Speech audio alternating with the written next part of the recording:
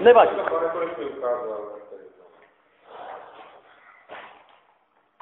Pane kolego, vy se spíš soustředíte na tu vaši smlouvu, která tady koluje po Hošťálkovicích. Tady koluje po Hošťálkovicích smlouva ODS. Víte, o čem mluvím? Dobře. Takže spíš se soustředíte na tuto věc. Smlouva, která řídí obec. Moc dobře víte, o čem mluvím. Pane Zátopek, mám na vás otázku. Můžu, pane starosto? Hlásím se o slovo.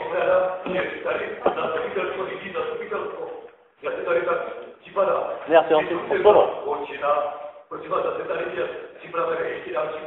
Já taky. Ale k tomu, co to tady je, já budu muset přerušit a dohodovací řízení udělat. To je teda něco hrozného.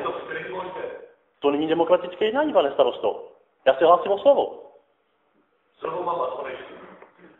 Vy jste, pane předsedo Zátopku, viděl tu smlouvu, která mluví o spolupráci pana starosty s ODS? Neviděl. Vy jste to, pane Beňovič, viděl, tuto smlouvu? Viděl. Takže, jestli se můžu zeptat, byla podepsána kým tato smlouva? Můžete mi prosím odpovědět? To znamená předsedou SNK a předsedou ODS, je to tak? Je to trošku absurdní, mluvím o tom proto, že tady pan Zatopek teďka říká, že smlouvu nikdy neviděl, tak jak to mohl podepsat? Kdo to tedy podepsal? Za SNK. Vy jste tady z SNK, vy jste tu smlouvu viděli, pánové? Já jsem ji viděl. Viděl. Ale vám nebudu muset odpovídat. Mi to stačí. Mi to stačí. Trošku absurdní je, že v tom případě předseda politické strany tuto smlouvu neviděl, víte? Takže spíš mám takové tušení, že ta smlouva vlastně řídí obec. To je moje přesvědčení. Já si to myslím. A tady to koluje po obci poslední dobou. Takže měl jsem povinnost se zeptat, abych si to ujasnil. Chtěl jsem to vědět. Ještě jednou se vás musím zeptat. Umíte dodržovat slušné chování? Umím. Tak neskačte do řeči.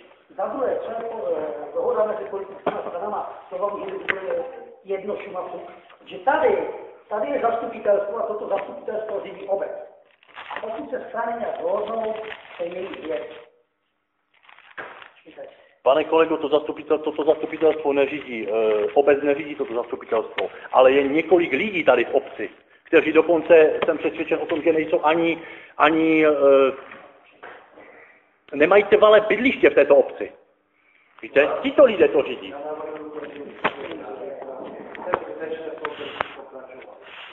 Je tady názor, aby starosta skončil jednání zastupitelstva. Kdo je pro, aby jednání zastupitelstva bylo počítat. 2, 4, 5, 6, 7. Kdo je proti, kdo se zdržel. Na základě rozhodnutí zastupitelstva končí schůzi zastupitelstva. Tím, že dnes poprvé se jednání účastní pan Konečný. Jsem nesmírně rád, že jednání bylo takovýto průběh. Příště, protože počet obyvatel, který tady chodí, je velice malý, aby si měli všechny materiály uvažovat o tom, jestli zazvedání zastupitelstva podíváme na údaže. Na magistr má 300, Ostrava má 330 obyvatel a jednání jsou paní Rodičová